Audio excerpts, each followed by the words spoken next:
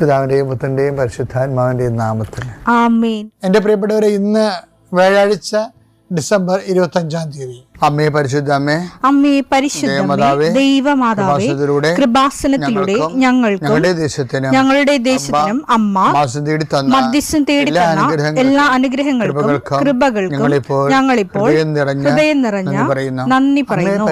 അമ്മേ പരിശുദ്ധമേ, ദൈവമാതാവേ, 2004 ഡിസംബർ 7 ഉച്ചകഴിഞ്ഞ് 2:30 കൃപാസനത്തിൽ സംഭവിച്ച അമ്മയുടെ പ്രത്യക്ഷപ്പെടലിനെ കുറിച്ച് തിരുസഭയ്ക്ക് സമർപ്പിച്ചിരിക്കുന്ന പഠനരേഖകളുടെ മേൽ സഭാത്മകമായ പഠനം ആരംഭിക്കുവാൻ ഞങ്ങൾ പ്രാർത്ഥിക്കുന്നു. അമ്മേ പരിശുദ്ധമേ, ഭൂസ്വർലോകങ്ങളുടെ രാജ്ഞിയായ അങ്ങേയ്ക്ക് ഭൗമസംരക്ഷണത്തിനായി പ്രപഞ്ചപ്രകൃതിയെ തന്നെ തിരുസഭ പ്രതിഷ്ഠിക്കുവാൻ ഈ പ്രത്യക്ഷീകരണം വഴി ഇടയാക്കണമേ. പരിശുദ്ധമേ, ജപമാല മാതാവേ, സകല കൃപാസനം പ്രാർത്ഥനയോടും ചേർത്ത് ഞങ്ങളിപ്പോൾ പ്രാർത്ഥിക്കുന്ന ഈ കുടുംബത്തിന്റെ പ്രത്യേക നിയോഗം പറ മക്കളെ.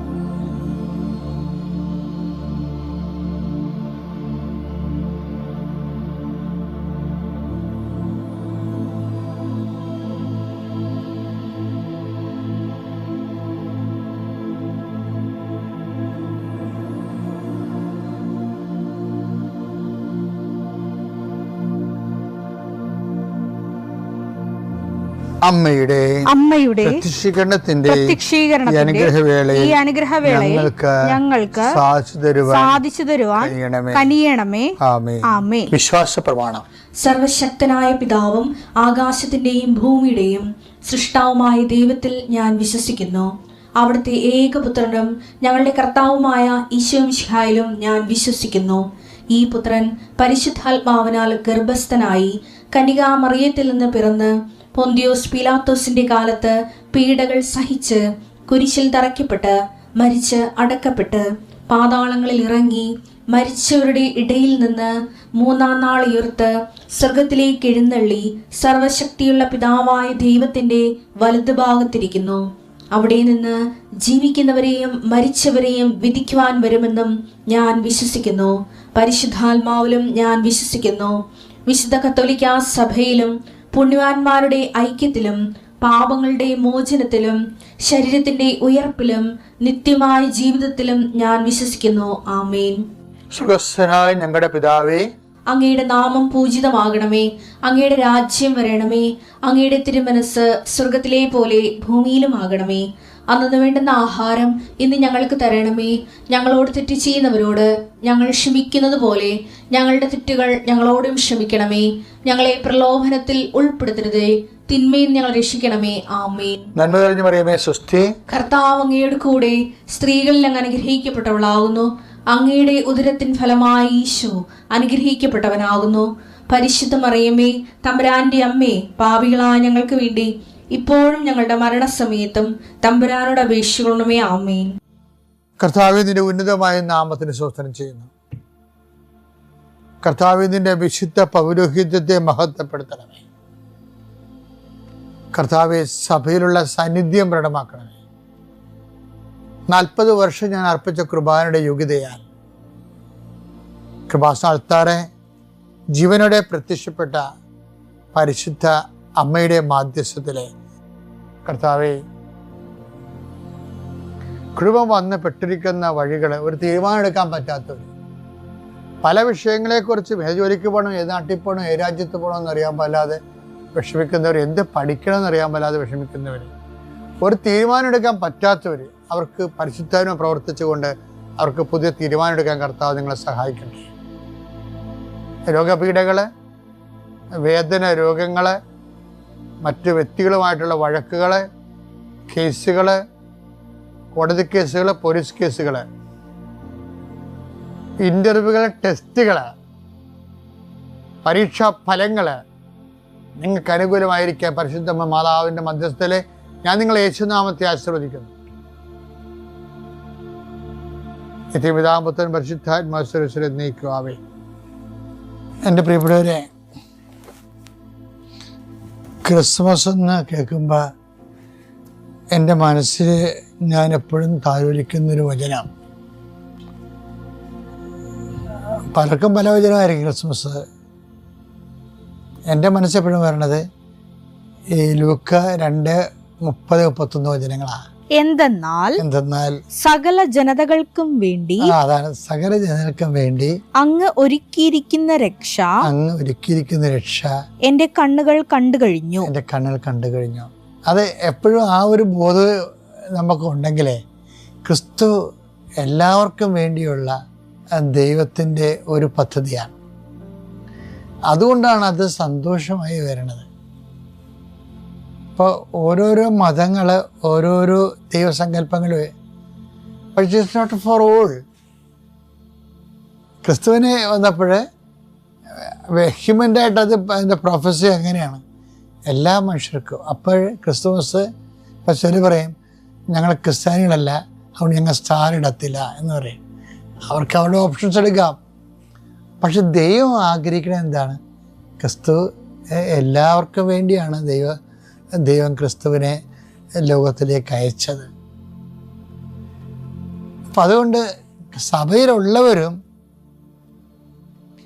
ക്രിസ്തു എല്ലാവർക്കും വേണ്ടിയുള്ളവരാണ് എന്നുള്ള ബോധ്യം ഏറ്റവും കുറവുള്ള ഒരു സമൂഹമാണ് ഈ മലയാള സമൂഹം.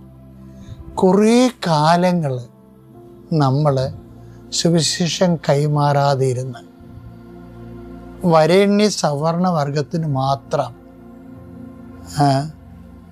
സുവിശേഷം, വിശ്വാസം അതിനകത്ത് ഒതുക്കി നിർത്തി. എന്നിട്ട് ക്രിസ്ത്യാനിയുടെ ചൈതന്യത്തിൽ അവർ ജീവിച്ചില്ല എന്ന് തന്നെയല്ല, ജീവിക്കാൻ വന്നവരെ തടയുകയും ചെയ്തു. അങ്ങനെ ഒരു കുറേ കാലം വെറുതെ മറ്റുള്ളവർ ഇത് ന്യായസ്ഥാനപ്പെടുത്തുക എന്നുള്ളതും തന്നെക്കാൾ കുറഞ്ഞവരാണെന്ന് കുറേ ആൾക്കാർ ബ്രാൻഡ് ചെയ്ത് എന്നിട്ട് അവരെ ന്യായസ്ഥാനപ്പെടുത്തി നമ്മുടെ കൂട്ടത്തിലേക്ക് എടുക്കാതിരിക്കാൻ വേണ്ടി ഇന്നും സ്പർദ്ധയുള്ളവരുണ്ട്. ഇന്നും സ്പർദ്ധയുള്ളവർ മൂടിപ്പതിച്ച് ക്രിസ്മസിനെ ഉണ്ണി ചുംബിക്കാൻ പോകുന്നുണ്ട്. പക്ഷെ ഉള്ളിൽ അയിത്തമുണ്ട് മറ്റുള്ളവരെ കുറിച്ച്. ഈ അയിത്തം എന്നുള്ള ആശയം തന്നെ നശിപ്പിച്ചുകൊണ്ടാണ് ഈശോ ഈ ഭൂമിയിലേക്ക് വരണത്. അതാണ് എല്ലാ മനുഷ്യർക്കും വേണ്ടിയുള്ള സന്തോഷത്തിൻ്റെ സദ്വാർത്ത. ഇത് ഈ സുവിശേഷം പിടിച്ചു വെച്ചും കൊടുക്കാതെയും 1500ഓളം വർഷങ്ങളാണ് കേരളത്തിൽ ക്രിസ്ത്യൻസ് വേസ്റ്റാക്കി കളഞ്ഞത്. അത് നിസ്സാര കാര്യമല്ലത്. ഇവിടെ പോർട്ടുഗീസ് മിഷൻസ് വന്നപ്പോഴാണ് എല്ലാവരെയും കർത്താവിൻ്റെ ഈ സുവിശേഷത്തിലേക്ക് അവർ കഷ്ടപ്പെട്ടായാലും പണിപ്പെട്ടായാലും പാടുപെട്ടായാലും പ്രാർത്ഥിച്ചായാലും അവർ ഇന്ത്യയെ സുവിശേഷവൽക്കരിച്ചത്. അത് നമുക്ക് ചരിത്രമാണത്, അങ്ങനെയൊന്നും തൊടാൻ പറ്റത്തില്ല, ചരിത്രമാണത്. ഇന്നും മേൽക്കോയ്മകളുടെ അടിവേരുകളെ കണ്ടെത്തിക്കൊണ്ട് തങ്ങൾ എന്തോ കൂടിയ ഒരു ജാതിയാണ് എന്ന് സ്വയം ധരിച്ചിട്ട് നമ്മളെ കൂടിയ ജാതിയാണെന്ന് പറയുമ്പോൾ സ്വാഭാവികമായിട്ട് വരാൻ പോകുന്ന വിഷയം എന്താണ്? ബാക്കിയുള്ളത് കുറഞ്ഞവരാണെന്ന് നമ്മൾ പറയേണ്ടി വരും. പറയാതെ പറയും. പക്ഷേ സത്യം പറഞ്ഞാൽ ഹിസ്റ്ററി ശരിക്കും പരിശോധിക്കുകയാണെങ്കിൽ ഇപ്പം പകലോ മറ്റും കുടുംബം എന്ന് പറഞ്ഞാലും സൂര്യാരാധനയുള്ള ബുദ്ധമതക്കാരാ. കിള്ളിലെന്ന് പറയണതും ബുദ്ധമത കുലങ്ങളുടെ പേരാ. ഈ ക്രിസ്തു മാർഗത്തിലേക്ക് ആദ്യകാലങ്ങൾ വന്നതെല്ലാം ബൗദ്ധമാർഗങ്ങൾ ഉണ്ടായിരുന്ന ആൾക്കാരാണ് വന്നിരിക്കണത്. അപ്പം എൻ്റെ വിഷയം എന്ന് പറയണത് ഈ ബൗദ്ധമാർഗങ്ങളിൽ നിന്ന് വന്നെങ്കിലും പിന്നീട് ആര്യന്മാർ ഇൻവേഡ് ചെയ്ത് കഴിഞ്ഞപ്പോൾ, നമ്മുടെ സാംസ്കാരിക ഇൻവേഷൻ നടത്തി കഴിഞ്ഞപ്പോൾ ഇവിടുത്തെ ഒരു വിഭാഗം ക്രിസ്ത്യൻസ് അവരുടെ കൂടെ അവരുടെ ഒരു റലത്തിൽ പെടാൻ വേണ്ടി പാടുപെട്ട് അങ്ങനെ സവർണ ആധിപത്യം നേടിയിരുന്നപ്പോൾ അവരയിത്തമുള്ളവരായത് കാരണം അവരും അവരുടെ നിലവാരവും വലിയ നിലവാരമായിട്ട് നമ്മൾ മനസ്സിലാക്കുകയും സുവിശേഷത്തെ വീണ്ടും ആര്യവൽക്കരിച്ചു. സുവിശേഷത്തെ ആര്യവൽക്കരിച്ചതാണ് കേരളത്തിൽ നടന്ന ഏറ്റവും വലിയ സുവിശേഷ വചനഹത്യ എന്ന് പറയുന്നത്. ഇത് ക്രിസ്മസിനെതിരാണ്. എന്താ വിഷയം എന്ന് വെച്ച് കഴിഞ്ഞാൽ, ആര്യവൽക്കരണം എന്ന് പറയുമ്പോൾ ജാതിവൽക്കരണം വരുമല്ലോ അതിൻ്റെ അകത്ത്. അപ്പം ജാതി വരുമ്പോൾ ജനിതകമായിട്ട് വരുമല്ല. അപ്പം അത് ആ വിഷയം സുവിശേഷത്തിൻ്റെ എല്ലാവരെയും ദൈവം സൃഷ്ടിച്ചു എന്നുള്ള കോൺസെപ്റ്റിൽ നിന്ന് മാറിയിട്ട് ചിലരെ തലയിൽ നിന്ന് സൃഷ്ടിച്ച്, ചില നെഞ്ചിൽ നിന്ന് സൃഷ്ടിച്ച്, ചില കാലയിൽ നിന്ന് സൃഷ്ടിച്ചെന്നൊക്കെ പറയേണ്ടി വരും. അപ്പോൾ നമ്മൾ അറിയോ അറിയാതെയോ ഫോളോ ചെയ്തിരുന്നത്, ഇൻക്ലൂഡിങ് ക്രിസ്ത്യൻസ്, സവർണ ക്രിസ്ത്യൻസ് ഫോളോ ചെയ്തുകൊണ്ടിരുന്നത് മനുസ്മൃതിയായിരുന്നു. അതാണ് സുവിശേഷത്തിൻ്റെ ആര്യവൽക്കരണം എന്ന് പറയുന്നത്. ഇന്നും സുവിശേഷത്തിൻ്റെ ആര്യവൽക്കരണത്തിലേക്ക് ആൾക്കാർ പോകുന്നുണ്ട്. അതുകൊണ്ടാണ് ബ്രാഹ്മണരുടെ ഇടയിൽ നമ്മളുടെ അടിവേരികൾ കാണാൻ വേണ്ടി ഒരു പറ്റം സഭാചാത്തകന്മാർ കഷ്ടപ്പെട്ട് നടക്കുന്നതിൻ്റെ ഒരു പ്രധാനപ്പെട്ട കാര്യം ഇത്. അത് സുവിശേഷം വരുത്തണ ഡാമേജ് എന്ന് പറഞ്ഞാൽ ചെറിയ ഡാമേജൊന്നുമല്ല, വലിയ ഡാമേജാണ് വരുത്തണ. അതിനൊരു സെമിനാർ തന്നെ ഒരു 10-90കളിൽ നടന്നിട്ടുണ്ട് ഇവിടെ. ഞങ്ങൾ നമ്പൂതിരിമാരാണെന്നും പറഞ്ഞ് അതിന് വരുന്ന വിഷയം, അതിൻ്റെ വിഷയം അപ്പോൾ ഒരു ആര്യവൽക്കരണം, സുവിശേഷത്തിൻ്റെ ആര്യവൽക്കരണം. ദൈവം മനുഷ്യനെ സൃഷ്ടിച്ചപ്പോഴേ എല്ലാവരും ഒരുപോലെ തന്നെ വരികയാണ്. മറ്റത് മനുസ്മൃതി നമ്മൾ എടുത്ത് കഴിയുമ്പോൾ ജാതി തിരിച്ചുള്ള സൃഷ്ടിക്കലായിട്ട് വരും. നമ്മൾ അറിഞ്ഞോ അറിയാതെയോ സത്യവിശ്വാസത്തെ വ്യതിചലിച്ചിട്ട് മനുസ്മൃതി ഫോളോ ചെയ്യുന്ന ആര്യ സുവിശേഷമാണ്. സുവിശേഷത്തിൻ്റെ അപമാനവീകരിച്ചിട്ടുള്ള ഒരു പതിപ്പാണ് അറിയാതെ നമ്മൾ ഫോളോ ചെയ്തുകൊണ്ടിരുന്നത്. ഇതൊരു വലിയ ദുരന്തമായിരുന്നു. ഏതായാലും ഒരു കാലഘട്ടത്തിൽ അതെല്ലാം മാറി. ഇന്നും അതിൻ്റെ ആന്തരിക മനോഭാവങ്ങൾ നിലനിൽക്കുന്നുണ്ട്. നമുക്കൊരിക്കലും പറയാൻ പറ്റില്ല, ഇല്ലെന്നൊന്നും പറയാതിൻ്റെ കാര്യമില്ല. അതുകൊണ്ട് അത് ഇന്ന് നിലനിൽക്കുന്നുണ്ട്. അതുകൊണ്ട് അവിടെയെല്ലാം വെളിച്ചമാകണം ഇതാണ്. എന്താണ്?